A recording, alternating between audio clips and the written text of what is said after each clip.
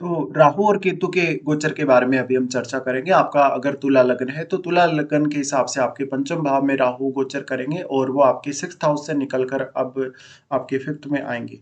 तो राहु का लगभग जो गोचर है मई महीने में होने वाला है 2025 में। और यहाँ पे अगर हम केतु के गोचर को भी साथ में देखेंगे तो केतु आपके ट्वेल्थ हाउस से निकलकर आपके इलेवंथ हाउस में आ जाएंगे। इनका गोचर भी राहु के साथ ही रहेगा। तो यहाँ पे हम सबसे पहले गोचरीय स्थितियों को देख लेते हैं पहले, उसके बाद इस चार्ट के और प्लेसमेंट के आधार पे आगे बढ़ते हैं। यहाँ पे हमने कुछ और भी अन्य ग्रहों को भी लिया है साथ में, जिससे आपको ये सब अच्छे से समझ में आ सके और आपको रिजल्ट प्राप्त करना कहीं ना कहीं आसान हो जाएगा, या रिजल्ट को एनालाइज करना काफी आसान हो जाएगा। देखिए, सबसे पहले हम ग्रहों की अगर गोचरीय स्थितियों की बात करें तो हमने यहाँ सभी प्रमुख ग्रहों को लिया है, जिसमें देवगुरु बृहस्पति का जो गोचर है 14 मई 2025 से इनका गोचर मिथुन राशि में होगा और 19 अक्टूबर 2025 तक ही ये मिथुन राशि में रहेंगे। फिर ये आगे बढ़ जाएंगे और कर्क राशि में प्रवेश कर जाएंगे 19 अक्टूबर के बाद से। वापस से फिर ये 4 दिसंबर 2025 को मिथुन राशि में आ जाएंगे। शनि के गोचर को अगर देखा जाए तो 29 मार्च 2025 को मीन राशि में ये गोचर करने लगेंगे और 22 फरवरी 2028 तक ये मीन राशि में ही गोचर करेंगे। इनका हमने ऑलरेडी डिस्कशन कर लिया। अगर आपने मेरा वीडियो नहीं देखा है आपके लगन के हिसाब से तो अभी आप प्लेलिस्ट में चेक करके देख सकते हो। राहु का जो गोचर है 18 मई 2025 से कुंभ राशि में राहु गोचर करने लगेंगे। ये मीन राशि से निकलकर अब कुंभ राशि में आ रहे हैं और 5 दिसंबर 2026 तक ये कुंभ राशि में ही रहेंगे। केतु के गोचर की जहां तक बात है 18 मई 2025 से ये सिंह राशि में गोचर करने लगेंगे और 5 दिसंबर 2026 तक ये सिंह राशि में ही रहने वाले हैं। तो ये गोचरीय स्थितियां हैं जिनको समझना आपके लिए काफी ज्यादा जरूरी है सबसे पहले तो। इसके बाद अब हम देख लेते हैं इस गोचर का प्रभाव और परिणाम आपको कैसा मिलेगा। देखिए, सबसे पहले हम जहां राहु के बारे में बात करें तो राहु सिक्स्थ हाउस से निकल रहे हैं, यानी सिक्स्थ हाउस में जितना भी अगर आपको अभी कोई कष्ट हुआ है, किसी भी प्रकार का कोई लीगल इशू हुआ है, किसी भी प्रकार का कोई अन्य इशू है जो कि आपकी डेली लाइफ या आपके कैरियर से रिलेटेड है, तो अब इस हाउस में अब शनि आपके कामों पर प्रभाव डालेंगे, क्योंकि शनि का गोचर स्टार्ट हो जाएगा और शनि जो यहाँ गोचर करने वाले हैं मार्च एंड से ही शनि यहाँ आ जाएंगे। तो यहाँ तो जरूर आपकी कुछ जो भी लाइबिलिटीज हैं, जो भी आपकी रेस्पॉन्सिबिलिटीज हैं, उनको आपको निभाना पड़ेगा। बट जहां हम राहु की बात करें अगर, तो राहु आपके फिफ्थ हाउस में आ रहे हैं, यानी आपको बहुत ज्यादा हाई एक्सपेक्टेशन ऐसा राहु देने वाला है। ये एक्सपेक्टेशन आपकी संतान से जुड़ी हो सकती है, आपकी धन से जुड़ी हो सकती है, आपके निर्णय लेने से जुड़ी हो सकती है, या आपकी जो लव लाइफ है उस पर भी राहु बहुत बड़ा इंपैक्ट डालेंगे। देखिए, 11 नंबर साइन जो कुंभ राशि है इसमें राहु को बहुत ज्यादा अच्छा माना जाता है। और यहाँ पे हम शनि को भी देखेंगे, क्योंकि शनि राहु का डिस्पोजिटर है और आपके चार्ट में आप राहु की प्लेसमेंट को देखिएगा। अगर मान लो आपका राहु आपके लगन में है, आपके ट्वेल्थ हाउस में है, आपका राहु आपके फोर्थ में है या आपके फिफ्थ में है, इसके साथ ही अगर आपका राहु एट्थ हाउस में भी है या नाइन्थ में है या फिर आपके टेंथ हाउस में, तो राहु के रिजल्ट आपके लिए बहुत ज्यादा अच्छे रहेंगे। इसके साथ ही आपको ये देखना पड़ेगा कि फिफ्थ हाउस में कोई भी अन्य ग्रह आपका स्थित है या नहीं है। देखिए, फिफ्थ हाउस में ऑलरेडी जो भी ग्रह होंगे, चाहे एक ग्रह हो आपका, कोई दो भी ग्रह आपके हो सकते हैं युति में, उन ग्रहों को भी यहाँ राहु बहुत ज्यादा एम्पलीफाई करने का काम करेंगे, उनको काफी ज्यादा मल्टीप्लाई करने का काम राहु करेंगे। तो आपको उन ग्रहों के हिसाब से देखना है। जैसे अगर मान लो किसी का शुक्र बैठा हो, तो यहाँ शुक्र को काफी ज्यादा मल्टीप्लाई करने का काम करेंगे, तो आपकी क्रिएटिविटी, आपकी स्किल्स पे आपको ध्यान देना है और आपके रिलेशनशिप पे आपको ज्यादा ध्यान देना है। तो पंचम भाव का राहु हमारी जो चाहत है कहीं ना कहीं किसी भी काम को लेकर पर्टिकुलर, वो बहुत ज्यादा बढ़ा देता है।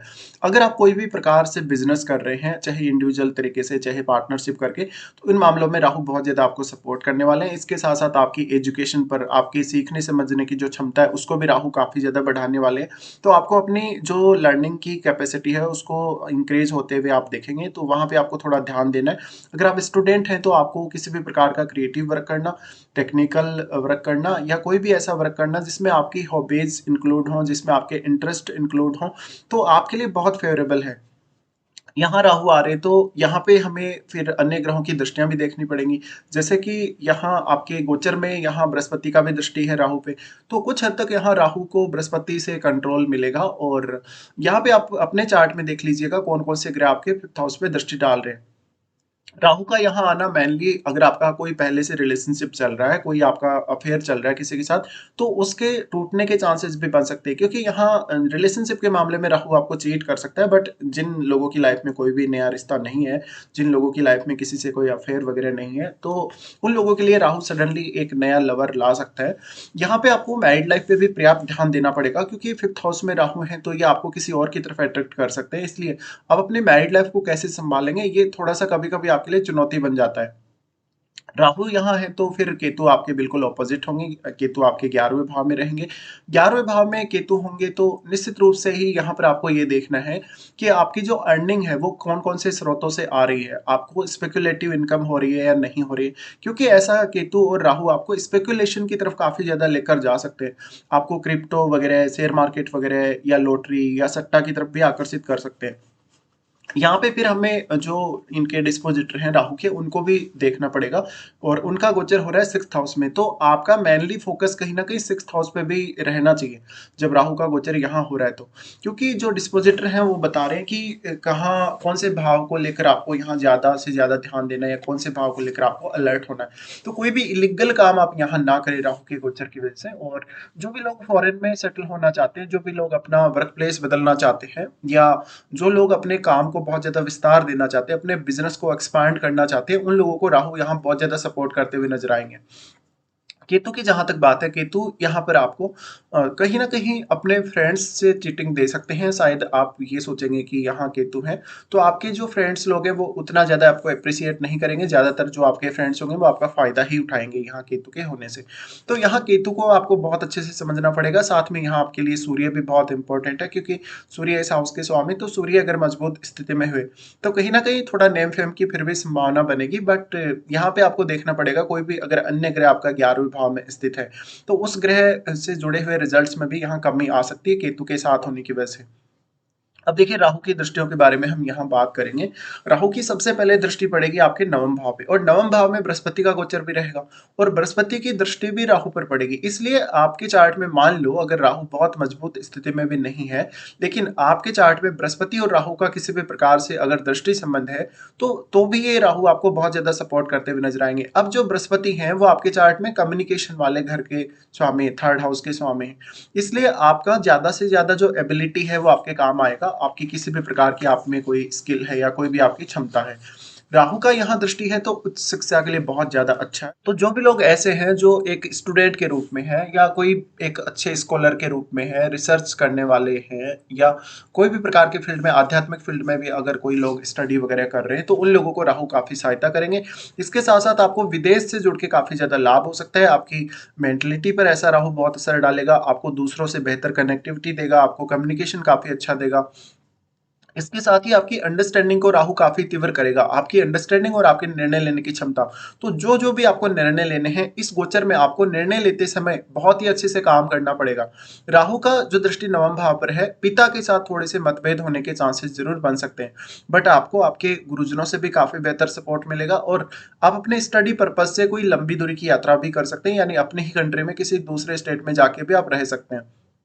राहु का दृष्टि जो कि 11वें भाव पे रहेगा, यहाँ राहु कहीं ना कहीं आपकी अभिलाषाओं को, आपकी इच्छाओं को बढ़ाने का बहुत ज्यादा काम करेंगे क्योंकि यहाँ केतु तो आपकी जो अभिलाषाएं हैं कहीं ना कहीं उनको कम करने का काम कर रहे हैं या उनको सोखने का काम कर रहे हैं, एब्जॉर्ब करने का काम कर रहे हैं। इसलिए आपको ये सेटिस्फाई नहीं रखेगा केतु। यहाँ पर आपको फीलिंग आएगा कि जैसे आप बहुत ज्यादा धन पाने की तरफ जाएं या बहुत ज्यादा संपत्ति या बहुत लोगों के साथ आपकी कनेक्टिविटी हो।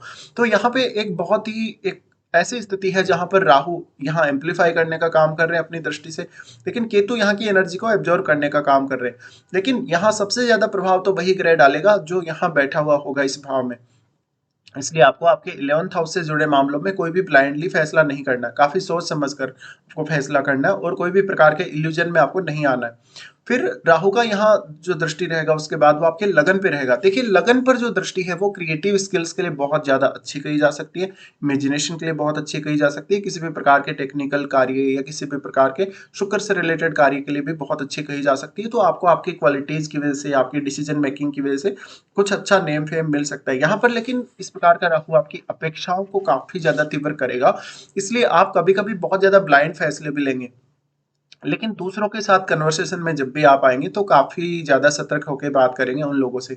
तो ये जो राहु का जो गोचर है मेनली सबसे ज़्यादा उन लोगों के लिए फ़ायदेमंद है जो क्रिएटिव फ़ील्ड से जुड़े हैं, जो विदेश से जुड़े हैं, जिनका संतान के पर्पज़ से विदेश में सेटलमेंट हुआ हो, या जो लोग अभी विदेश जाना चाहते हैं, किसी दूसरे स्टेट में जाना चाहते हैं, या जो लोग अभी-अभी अपना नया बिज़नेस स्टार्ट करेंगे उन लोगों के लिए भी। इसके साथ ही मैरिड लाइफ को थोड़ा-सा यहाँ नेगेटिवली राहु प्रभावित कर सकते हैं, क्योंकि किसी से और से आपका दोस्ती यहाँ राहु करवा सकते हैं 5th हाउस में आने की वजह से। साथ ही आप अपने शुक्र को ज़रूर देखिएगा, शुक्र का या राहु का आपके चार्ट में पहले से ऑलरेडी संबंध है या नहीं है। तो ये कुछ यहाँ पर आपके सामने रिज़ल्ट आएँगे राहु के इस गोचर की वजह से।